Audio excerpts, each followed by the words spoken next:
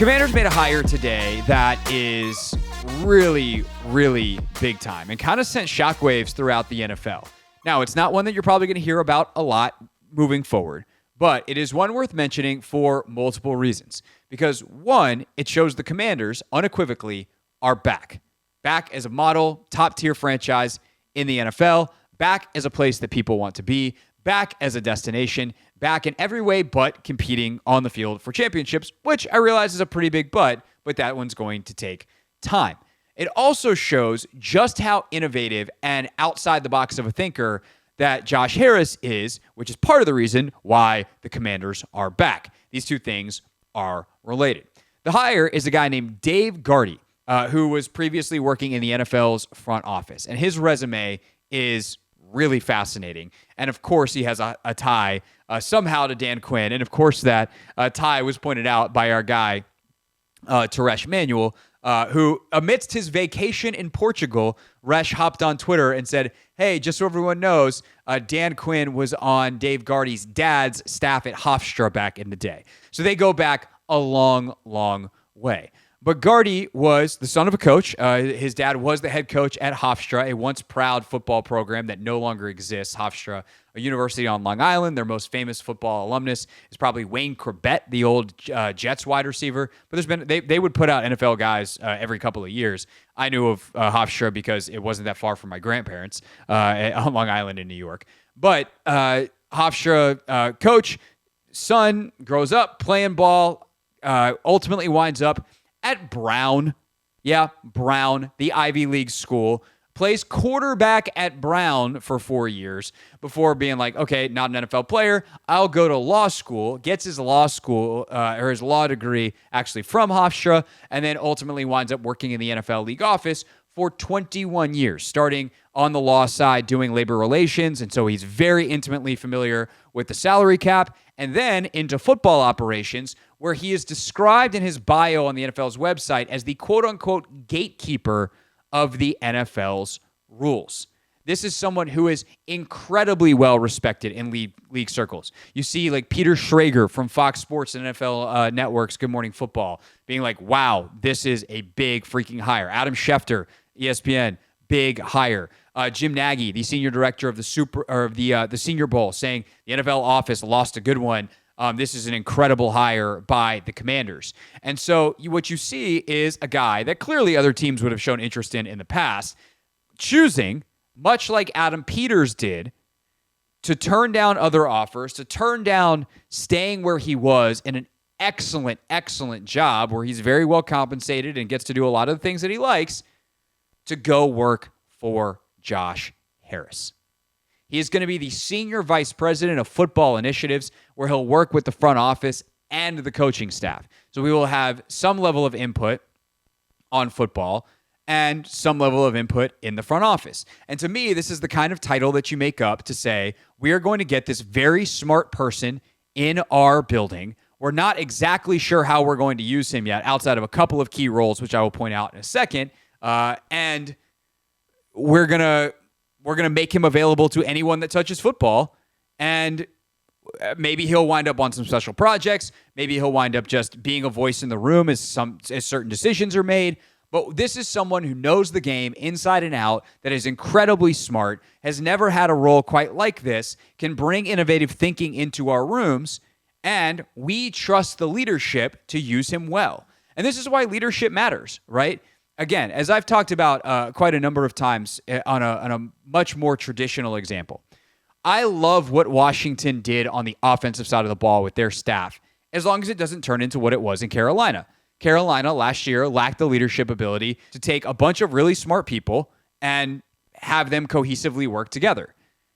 If Cliff Kingsbury and Dan Quinn, with whatever assists they need from people even higher up the chain, can get Anthony Lynn and Cliff and Brian Johnson and Bobby Johnson and all these other guys they bring in, Bobby Ingram, the receivers coach, all coming from different backgrounds on the same page, working within some concrete set of philosophies or philosophy to maximize all their skills, you've got a bunch of innovative and cool and creative solutions that meld a bunch of different offenses together into something cohesive that could be one of the best in the league.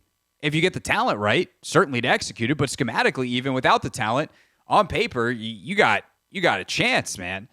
But if not, and you just have a bunch of people throwing ideas at the wall and it's not cohesive and it's not brought together in a way that is taught to the players effectively, and it doesn't match and marry, so where, you kind of got one thing happening over here, another over there, they don't mesh together, it's easy to defend, it's complicated for your guys and simple for the defense to figure out, well, then you're in a bad way. In the same way that it could be that, or that leadership is going to make that into a cohesive thing that works or doesn't, I think it is up to Dan and Adam as the two leaders of the departments that Dave Gardi will work for to make him work, to make him worth whatever probably very large number of dollars that Josh Harris is going to be paying him. What is it that is your highest and best use? Let's put you there. Let's get you involved in decisions that you can help with, and that is smart business, right? So what does some of that stuff look like?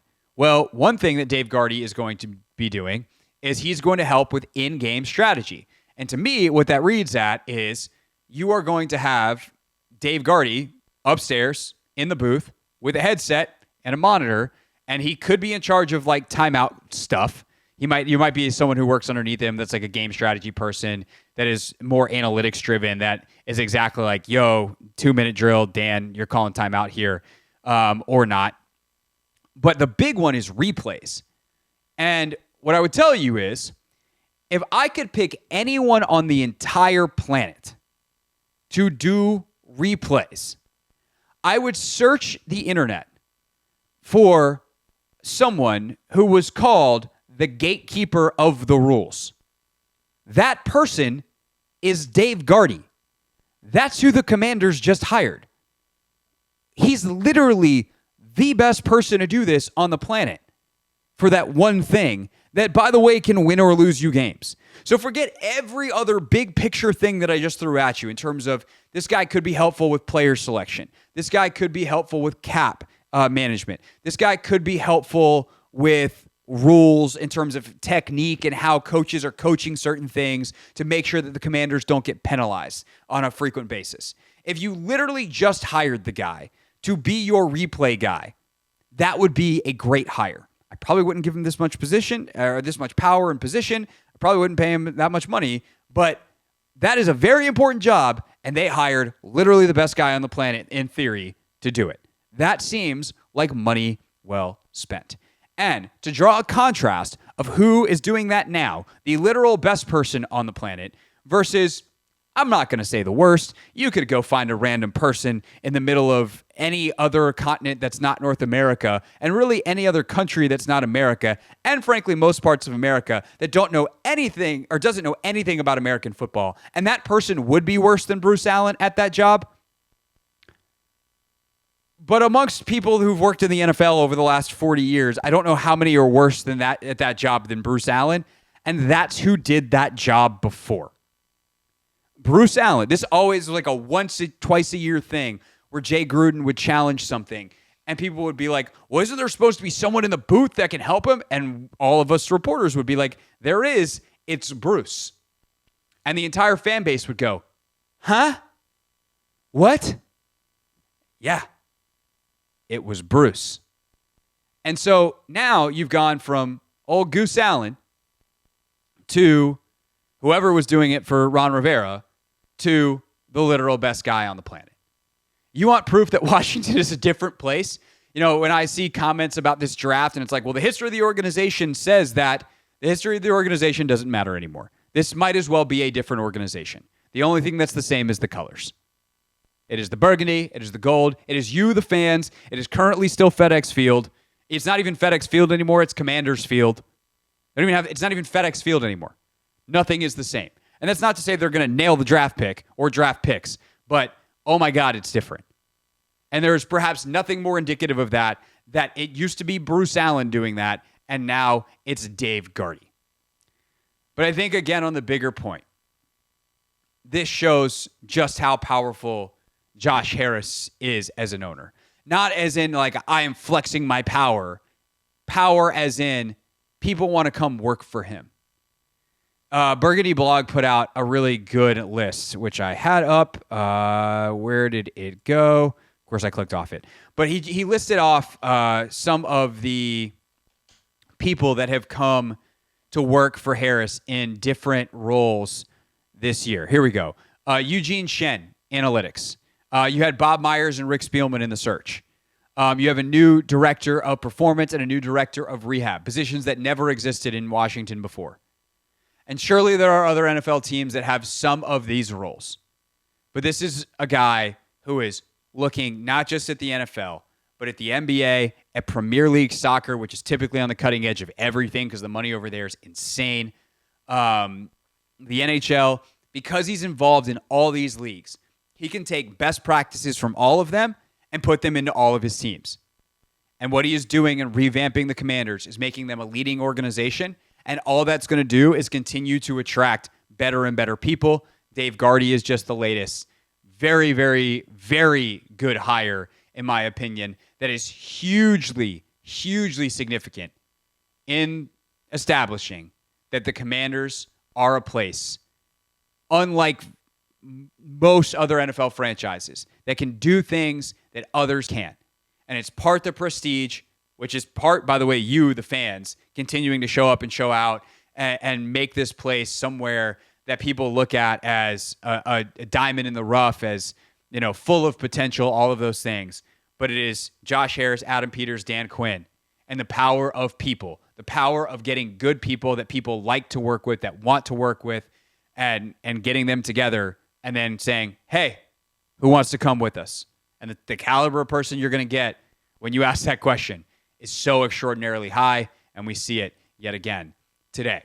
When we get back, that's nice and all, but they still got to get quarterback right in this draft. Dane Brugler joins us. We actually talked about everything but quarterback with Dane because Brugler has talked about quarterback on every platform that he's been on. Obviously, his writing, his podcast work with The Athletic. So what are some of the other key positions that the Commanders are looking at look like in this upcoming NFL draft? Senior NFL draft analyst for The Athletic, Dane Brugler from Take Command, next here on The Hoffman Show. This is The Hoffman Show on the Team 980 and the Odyssey app.